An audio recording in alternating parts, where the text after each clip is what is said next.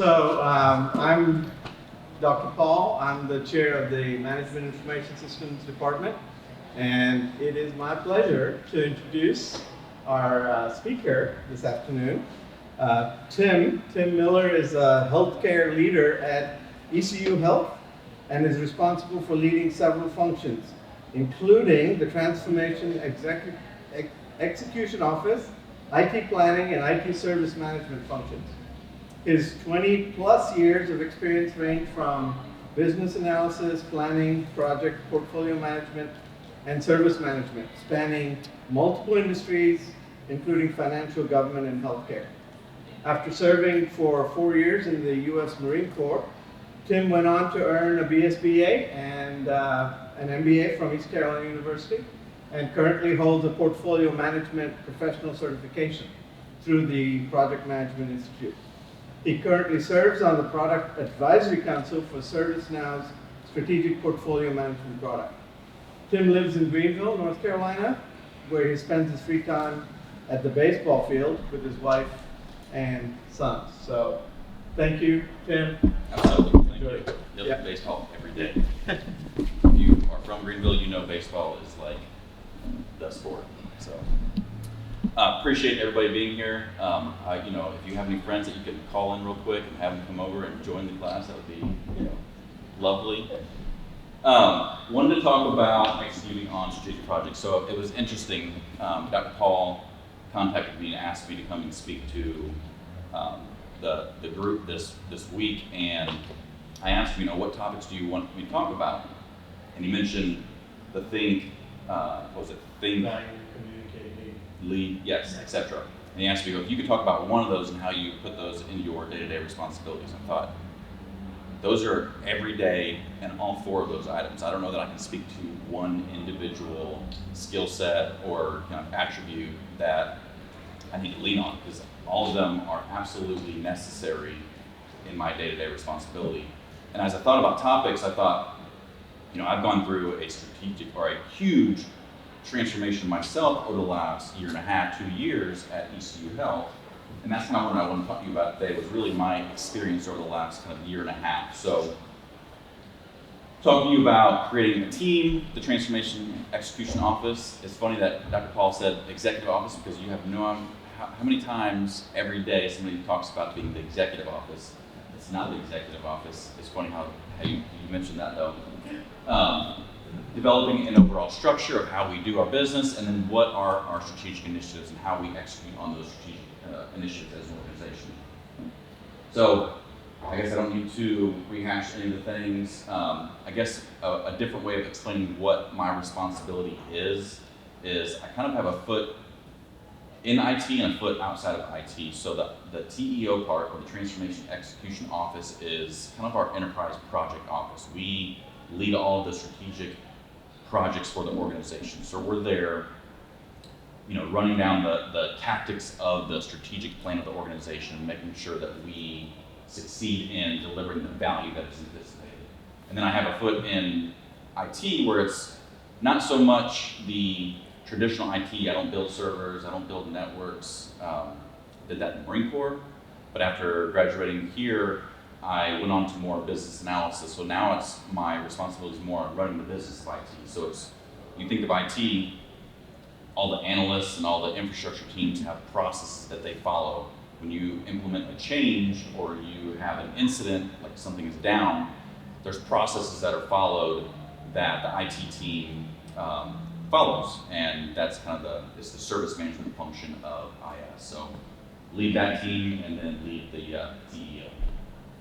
My favorite little thing down here that my wife does not agree with: goal without a plan is just a wish. So that is something I live by day in, day out. If you do not have a plan, you're just hoping at that point, and that is not a way, in my mind, to move forward. Certainly not the divisions that I run. So a little bit of context about healthcare, and I don't know how many people are familiar with the healthcare environment right now, but probably a lot of, like other industries, we have significant financial constraints. So everybody experienced COVID, a few years ago, where it just turned the world upside down. We are still trying to recover from COVID in healthcare. You've got nurses that were working, or clinicians that were working, round the clock. They are burnt out. They are tired of the grind. Some people got out of, that job and didn't come back, and now you have a shortage of nurses that we're now having to compete against, nationwide because of just the overall shortage. And I think about, how many people went then remote because of that. So now we're competing not just locally for IT resources, we're competing nationwide or internationally for resources. So labor shortage, how many people have experienced costs going up for different things? We're no different. Our drugs, our supplies, our labor costs continue to rise. I believe there's somebody in here that is a payer in healthcare, if I'm not mistaken. Those payers and the government continue to reduce our reimbursement rates for healthcare. So less money, better service, financial constraints are just, it's an extreme challenge. And then, if you're familiar with ECU Health, we're also trying to continue on our mission of integrating with ECU physicians as well. So right now we have a big project where we're trying to, I'll call it a merger, even though it's not really a merger, it's a joint operating venture. So financial constraints, still trying to keep the business going, labor constraints, et cetera, et cetera. So a little context there. So about 2 years ago, the organization ECU Health decided to update its overall strategic plan. So we were kind of recovering from COVID and deciding that we needed to kind of change the way things are going because obviously financial constraints, et cetera. And honestly, healthcare is changing as well. How many of you have actually done an office visit on your phone now? Absolutely, and this is the coolest thing ever. Rather than having to go in and deal with like an ED or something, you can just do a phone visit. Well, that's changing everything. People are not going into the hospital unless it's an absolute critical need. So anyway, the organization went through a whole revision of its strategic plan. And as a result of that, the decision was we needed to create an office or a team that could help not only execute on the strategic projects, the plans, the tactics, but create a better level of rigor in making sure that we execute appropriately. We measure benefits, better progress towards actually achieving the overall strategic goals of the organization. So, we went through and said, accountability, decision rights, a framework for how things need to get done. We need to make sure we're measuring and we apply the right dashboards, scorecards, so that we know and we're not delivering things and then hoping, but we're actually measuring progress on the way. Resources, again, we talked about labor shortage in the first place. We have limited resources. Every organization does.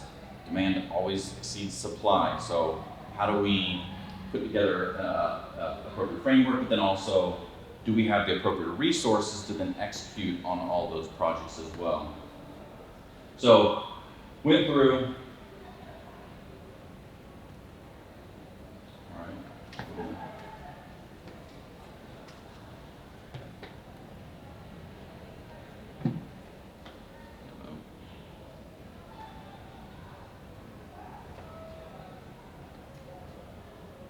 Well, we might be shifting here.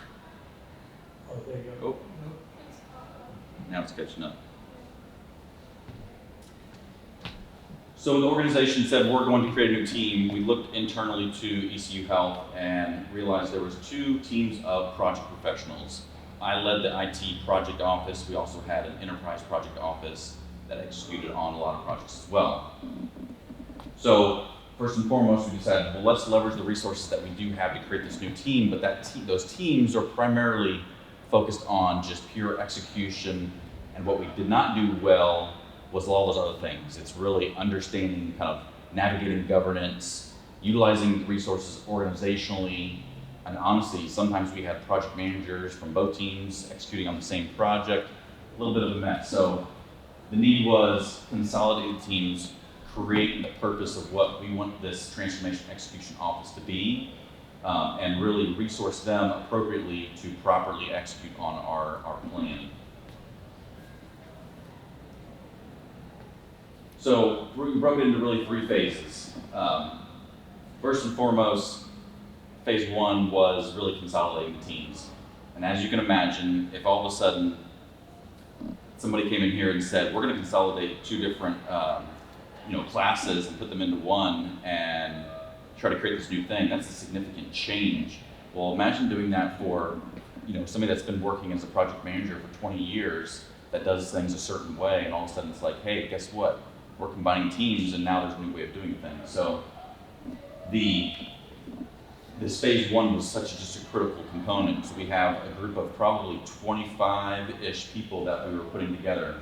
You can imagine there's project and program managers in each with different job descriptions, different standards, different processes or methodologies on the way they execute, different skill sets, diverse backgrounds. You've got one team, I love the IT PMO, and if you know IT people, we love process, but we don't like people as much, so they're very much so like behind the scenes, and they did their thing, and they liked their routine. Then you got the EPMO, that was maybe not as well suited for the framework, but had a lot of relationships throughout the organization. Guess what? Both were very important. We're creating this new team, very diverse backgrounds. Both are critically important. We needed the framework and we needed the relationship. So when we brought those together, obviously it was significant change, but what we had to do was really leverage the skill sets from all those teams to develop our new way of doing things. So there was a lot of retreats that we had talking through, well, how do you do your charter? How do we do our charter? What does your status report look like? How do we do our business day in and day out? And then, align that with the needs of the organization and the needs of what we've defined as the TEO, and let's together develop a standard way of doing things. Such a critical component of things. A lot of team building exercises. As you can imagine, this phase 1, it's a complete shock for the teams, and it's critical to make sure that we're kind of on board. Again, significant change. So then, as developing the team, as we're jumping into phase 2, then it's really how are we going to operate in the new way of doing things. And I forgot to mention, even phase 1, there were still projects that were being led as we're trying to form the new team. There was still an ask from the organization that, hey, we have a new strategic plan, you need to execute on that. We understand that you're developing the new way of doing things, but guess what? We've got to make progress, we've got to move forward. So we're doing this in parallel. It's not like we had 6 months to go out and develop a new thing and then start executing. It was execute, develop, team building, everything, a lot. So phase 2, building the way that we work, so it was really making sure that everybody's on board, and I can tell you that, phase 1 was just really phase 2 was a lot of phase 1, so it was still team building, it was still education.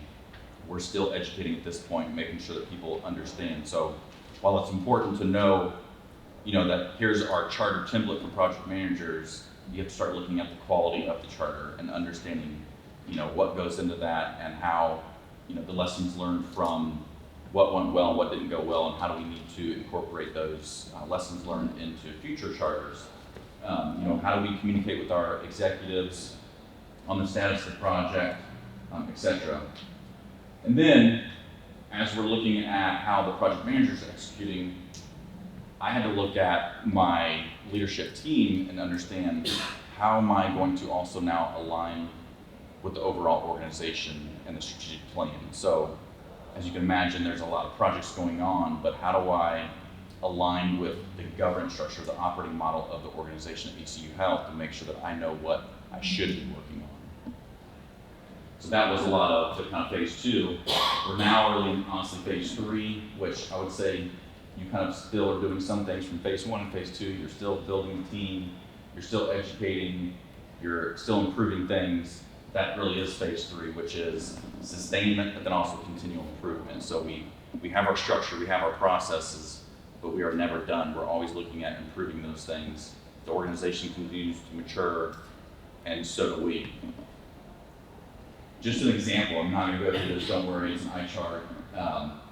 But when I brought the teams together, we had to really look at foundational job descriptions, responsibilities, expectations, and understand where we may have a senior project manager from different teams that did, again, things very differently, and how do we get them to do the same thing?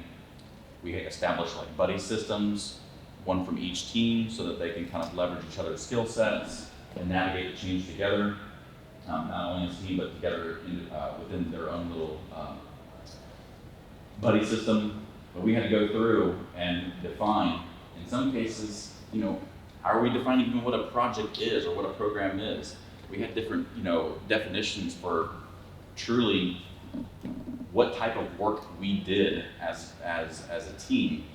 Again, the EPMO being very relationship focused was very much so also this executive is screaming the loudest, so then they got what they wanted from a project manager.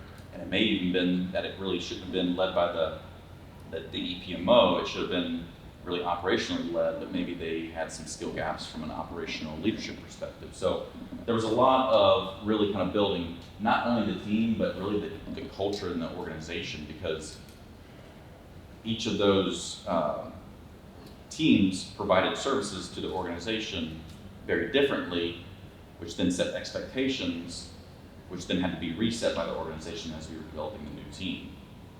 So they couldn't, email their best project managers that they've worked with us in the past and ask for new work. We had to establish processes to make sure that that was the right thing to work on. So a lot of cultural change, and we're still honestly doing it.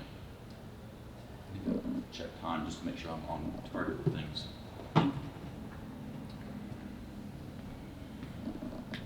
So my favorite slide, because this is basically what we've been living in. It's like there are a million priorities, and if you ask any one individual, their priority is the biggest priority.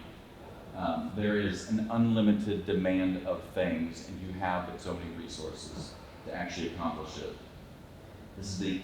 All these slides are the slides I've used. I actually took this slide to governance and said, this is the problem. So, and it absolutely, and honestly, it's still true today to some extent, because everybody thinks that, well, my executive approved my project, and well, there's processes that we go through to make sure. And the reality is all the ideas that come in, the demand that comes in, it is important. There is value in it. It's a matter of what's the greatest value for the organization. We have but so many resources as an organization, and that's not just speaking for the TEO or the project office, that's organization-wide. What resources we have, that could be not even labor that I'm talking about, it could be capital constraints. You have so much capital as an organization to invest in growth or infrastructure that you have to take into consideration when picking projects, essentially. So if you think about portfolio management, what is portfolio management? The best analogy that I've found over the years is if you think about financial portfolio management, that's honestly what everybody thinks about, and it's absolutely true. Project portfolio management is the exact same thing. So you have a goal, financial portfolio management. It may be a long ways away from now, but you want to retire someday. That's your goal, to retire. And what do you have to have? Money. Well, how do you get there? You have to develop a plan and know what to invest in order to get to that point someday that you can actually retire and then live out on the money that you have earned. So you think of project management, which is kind of this component down here, and that's executing on the projects. It's also buying the products or buying the stocks or the CDs or the bonds or whatever it is that you feel like is the right thing. Well, you have to know what to invest in. As you know, there's a million stocks out there. There's a million investment products. You have so much funds to invest in order to achieve that goal of retirement someday. Same thing for the organization, where you have a strategy and goals for the organization that you're trying to achieve. And there are a ton of projects that can help achieve that, but ultimately you need to know which ones provide the greatest value and the greatest avenue to achieve those specific goals. And that's portfolio management. So project management, which I talked about early on with the team, and that's executing correctly on the projects and having a process to execute appropriately. We're also then having to define the portfolio management piece. So how do we pick the right projects to work on? We can execute correctly all day long, but if it's not the right project and doesn't provide the value, there's no purpose. So I actually don't even like to call my project managers. I like to call them value managers. They are truly delivering value. Certainly they're looking at schedule and scope and doing the typical project management stuff, but in the end, they're delivering value to the organization. They're handing over value that then operations is expected to sustain and improve. And that's what that should be the focus. So we are big on understanding value up front in the selection of projects, which again gets back to if we're trying to become national rural healthcare leader in Eastern North Carolina, what is it going to take to do that? And then what tactics do we need to deliver to properly achieve those overall organizational goals?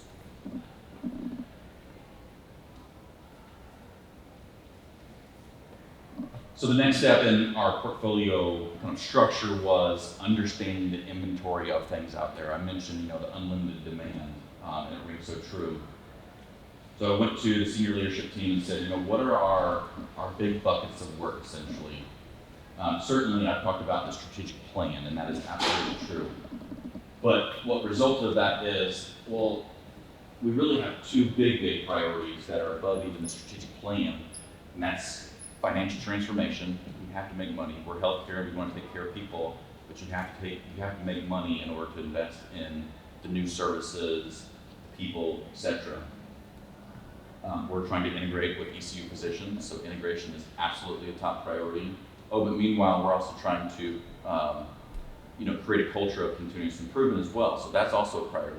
Oh, by the way, we still have to maintain all the systems and the hardware and all these other enhancements that have to keep going on. So that's also things that are equally important. Which sounds like the first slide, right? Which is everything's important. You just keep asking and they keep telling you that, oh yeah, don't forget about this, and don't forget about this, and this is important, and this is important. In the end, it was like, okay, well, we have these 5 overall buckets of what we feel like are themes of priorities within the portfolio. So then we have to know, okay, well, who am I going to go to help make these decisions of what the right priority is? Tim Miller is not the guy that makes the decisions for ECU Health. I'm not sure that I will ever be that person that makes the decisions for ECU Health. But there's a group of people in our organization, and that is our operational leaders, are the revenue producing departments that make the decisions on what our priorities are and what are the tactics that we need to use to deliver on the value. So that middle layer there, the governance and the portfolios. When we first stood it up, we said, okay, our portfolios that we're going to do our book of business on is clinical, academic, people, business excellence, technology.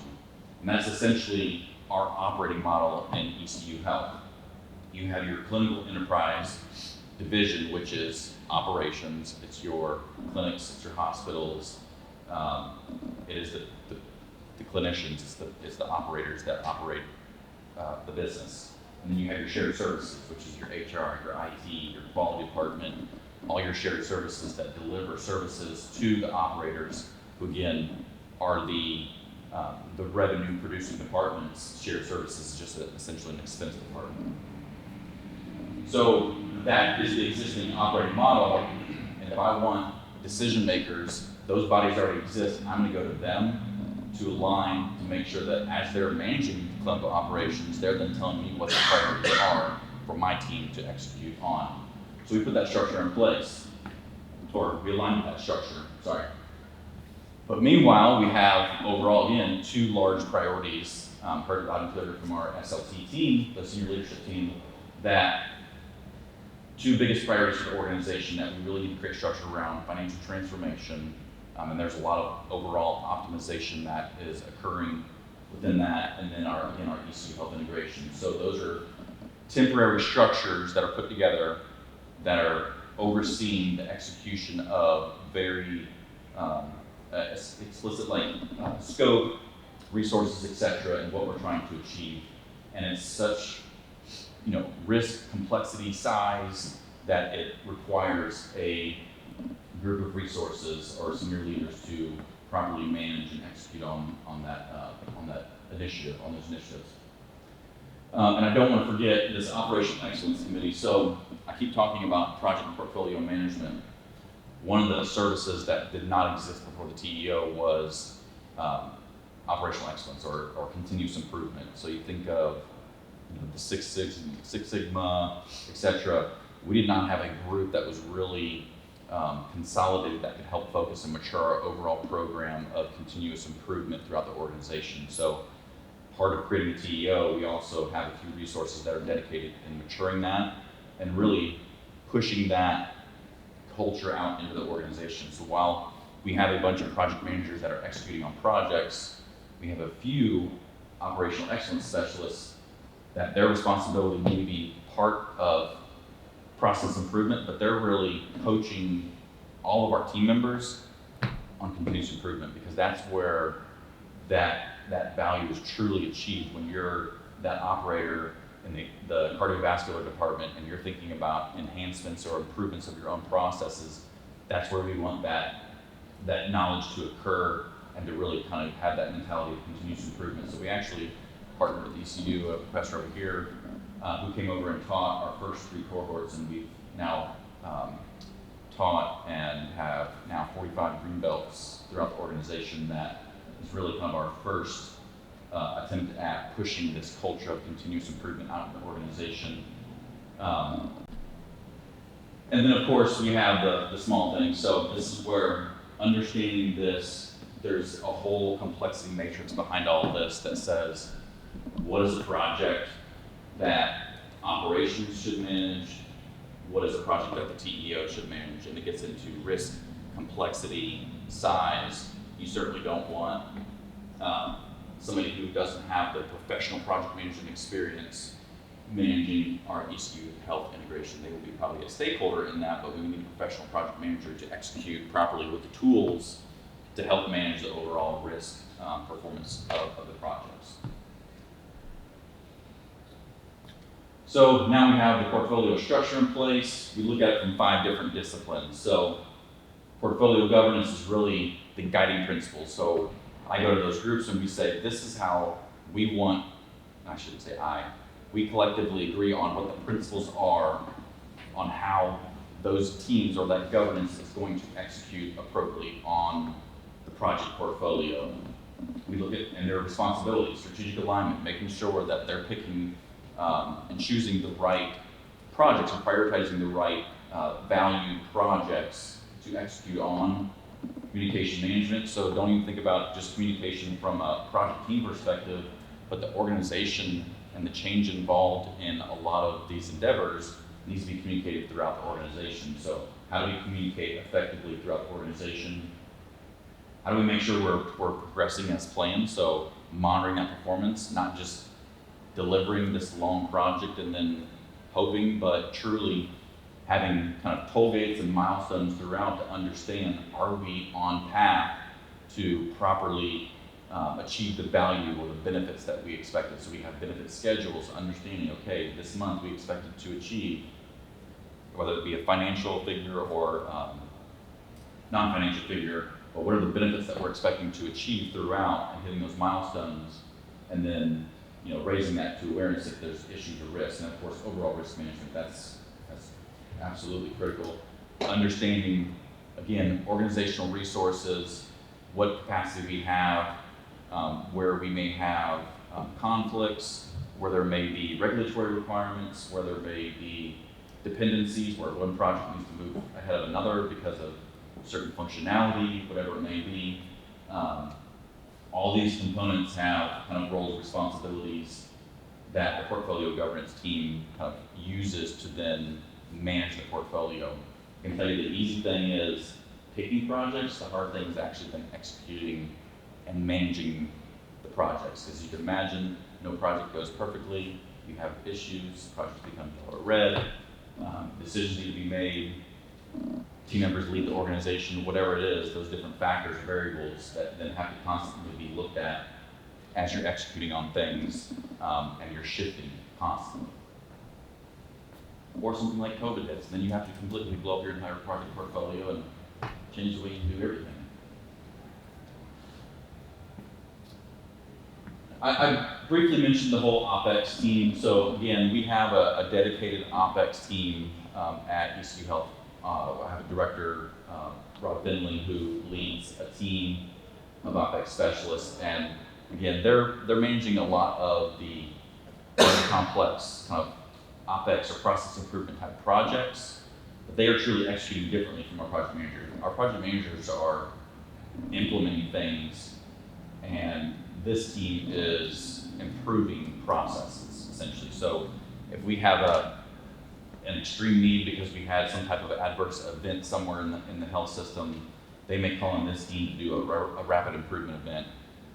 They bring everybody into a room, a war room of sorts, and they're talking through process and understanding how do we improve things so that we don't have that type of event again, essentially.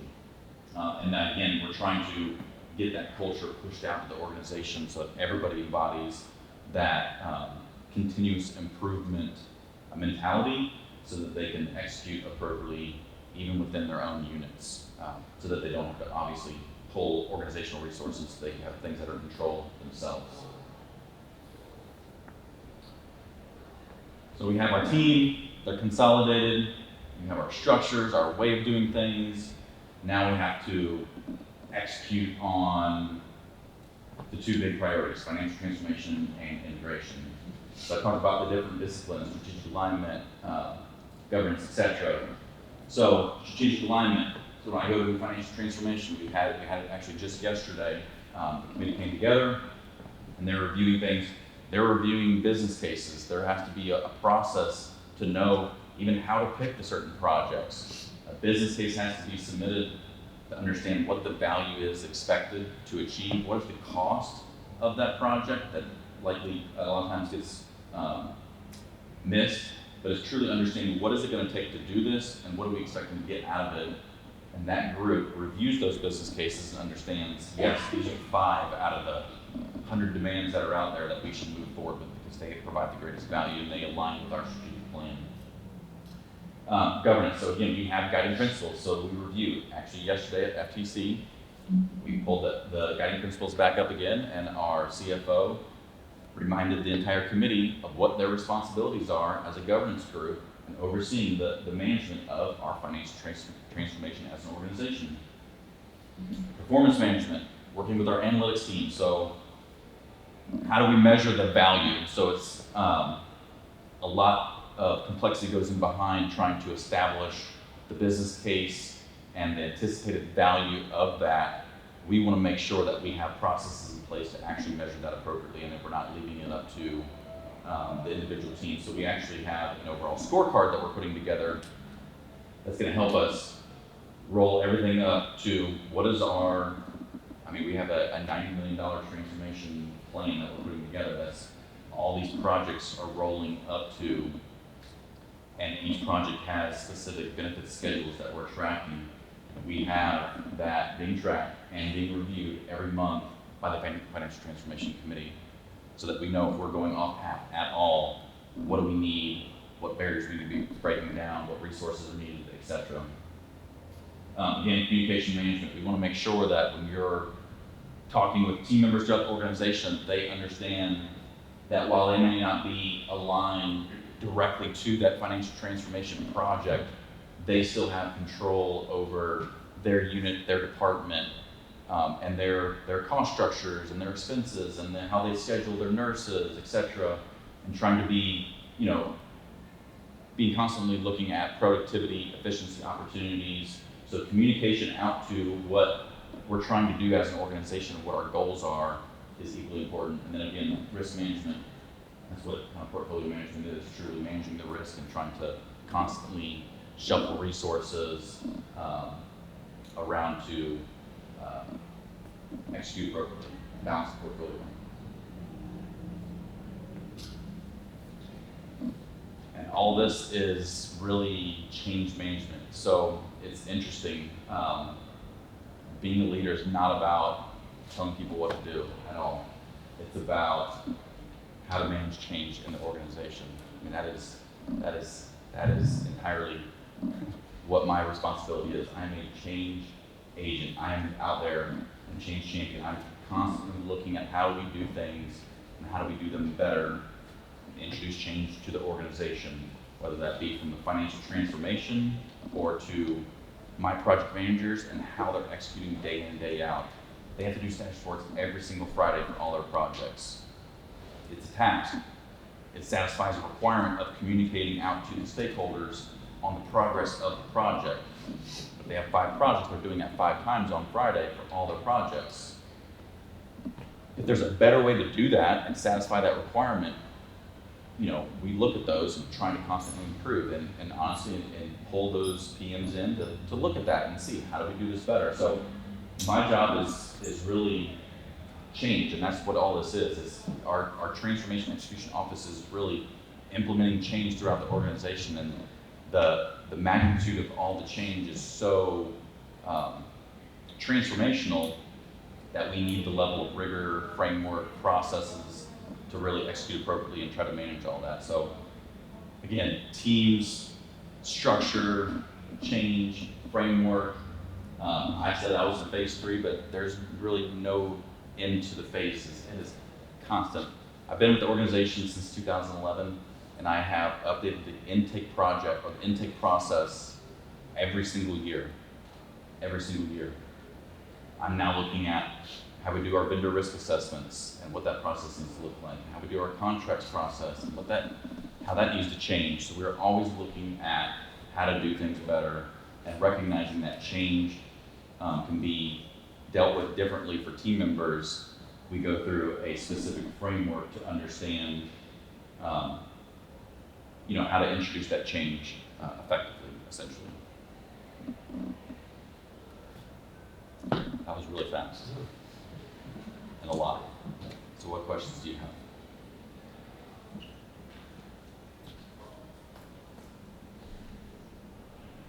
So ECU Health, it looks like, are they expanding it onto the Outer Banks? Is that one of the upcoming initiatives? So expansion in the Outer Banks. So we are actually partners with the Outer Banks Hospital. So you're a partner. And we do have a clinic out. So they're actually partially owned by Chesapeake up in Virginia, and then we have partial ownership as well. So we do work side by side with the Outer Banks Hospital, and then we have some clinics spread throughout as well. I'm back down there. Okay. And I've seen some changes ongoing in that vicinity. You wouldn't know so because curious. their name still says Outer Banks Hospital. And it's because it's partially owned, so they keep their own name. Yeah. Do you feel like you got your master's here, right? You got the certificate project portfolio management as well, right? Yes. Okay. No. That's through Project Management Institute. So our profession looks at the major contributor from a certification perspective is the Project Management Institute, and you can get your several different certifications. At a certain point, I require my senior project managers to have their project management professional certification, that's their PMP. I've achieved the portfolio management, which is it's different. It's not the execution part, it's kind of the part that I talk about, which is like the big structure, figuring out what projects to work on. So, for the job that does not require it, is it still beneficial to have that? Absolutely. There are a lot of operators that have their PMP because they recognize that they're either going to be working on projects or they're going to be managing projects themselves. So a lot of people pursue the project management professional certification. It's my understanding that ECU Health is one of the largest hospital systems in the nation. So what is the organization doing that's unique or different than its competitors like ECU Health? Yeah, so interestingly enough, the medical center here, 950 plus beds, is huge. And there's, outside of it being supporting just Greenville or Pitt County, it doesn't substantiate to have 950 beds. But the reality is we live in a very unique environment here in Eastern North Carolina. We support 29 counties of very rural locations in Eastern North Carolina that some cases don't have access to internet, anything. So ECU Health has a very different mission and strategy because of that reason. UNC Health and the Dukes and all that, they're not as rurally populated, and their demographics is just very different in what they have to support. If you carve off kind of what we support, you have a very kind of low income, high need from a The reason why we built the Heart Institute several years ago is because of the heart or the cardiovascular issues in Eastern North Carolina. That's now getting under control. Well, now cancer, so we built a cancer center. So we're constantly catering to the services of what our population needs. So it's true population health management. We have to understand what the population needs. So it's not to say it's a different strategy, but it's a unique strategy on how we execute on things. Does that answer your question? I see, the big vision as far as data management and research growth into the future. Do you have a dedicated research team integrated into this whole philosophy, or are they kind of a separate entity on both sides of the JOA?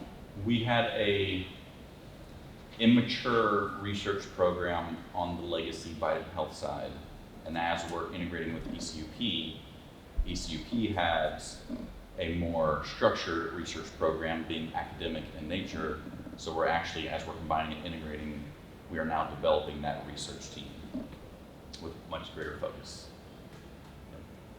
See that as a huge growth potential, just because we Yes. do have such a unique area of the state that we can offer things no other research institution even has access Agreed. to. So that would be a wonderful project portfolio to grow moving forward, whether grassroots up or top down. I would love to see that as a top priority for the We have growth a strategy. dedicated leader now, building the team and building kind of the structure out. So they're kind of where I was a year and a half ago, combining teams and really developing the purpose and processes, et cetera. So I agree with you completely and have no doubt that it's much needed and is getting the attention that it finally deserves.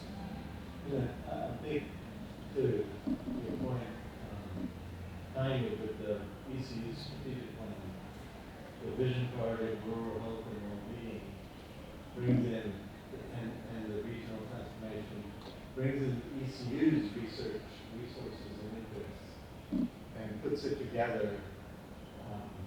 Basically, ECU Health is sort of implementing some of the strategic vision for ECU itself. So I think that will drive at least more of an emphasis and focus on the research side of things than in the past. So, and it's a fantastic opportunity we have ECU Health.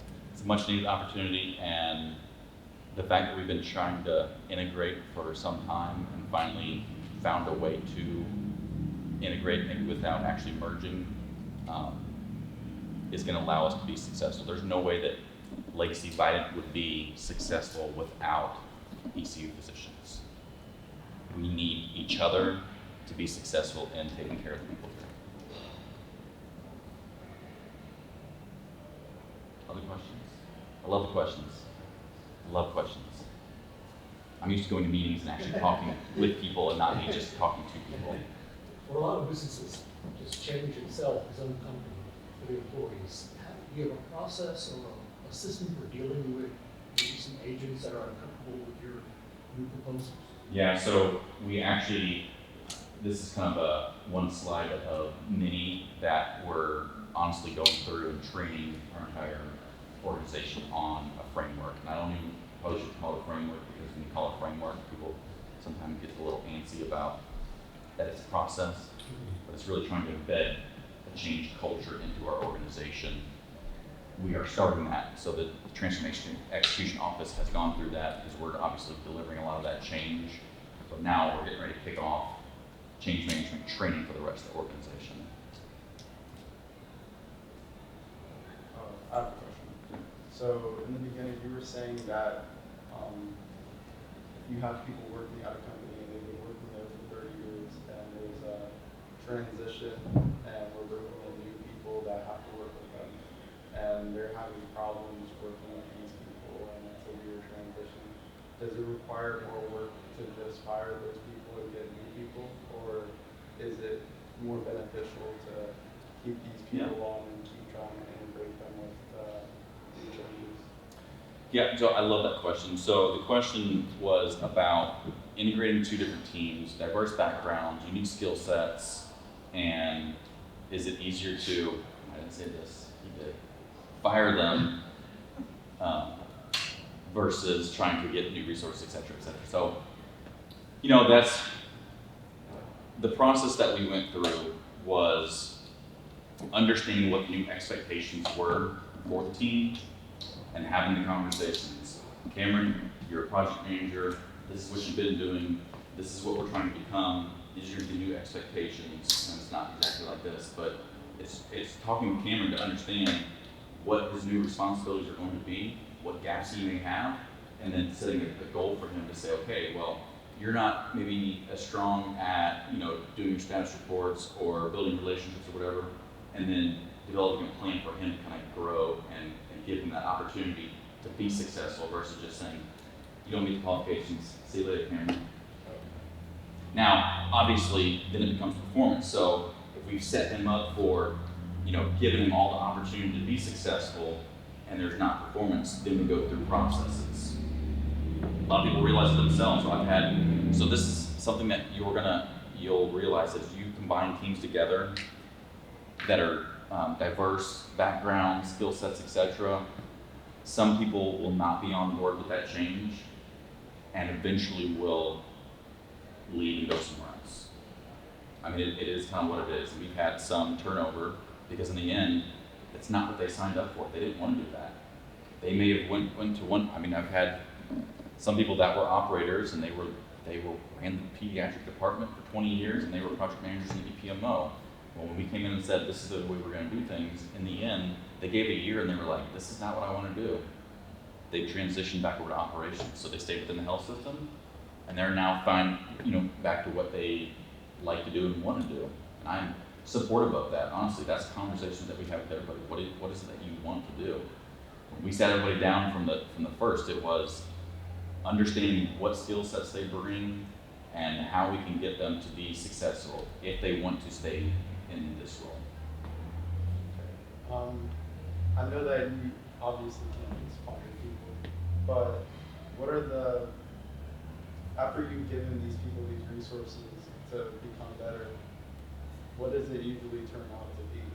Do most people end up just leaving, or are they able to adjust? A lot of people are able to adjust. I mean, they're more often than not, people are able to adjust to it. They understand the expectations. We provide the opportunity for them to be successful, whether that's training, whether that's just overall experience, whatever it may be. More often than not, people adjust to the new expectations. The reality is the teams that were combined were very professional resources. So whether it was a 20, 25-year operator or somebody that's been doing project management their entire life, these are professional people that understand what we're going through and understand the new expectations. And more often than not, people, jump on board and we all go down the path together. Again, there's going to be some people that don't want to do that for a living. The expectations are very different, and they decide to leave. We didn't have our actually first departure from the new TEO until about a couple months ago, and we've been together for a year and a half. Any questions? So, I was looking at your education, it looks like you had a gap between your undergrad and your MBA. What were some of the benefits to that, and what were you doing before you did that? Yeah, experience. So, MBA is fantastic, but applying my experience to the MBA program was absolutely, in my opinion, essential for me having a better experience in the MBA program. Because then I could leverage what I was learning and apply it in real life in parallel to things. So I was working at Wells Fargo at the time that I was pursuing my MBA, and I finished it up as I transitioned over to ECU Health. But that was my whole goal, really kind of going back eventually as I've gotten experience, essentially.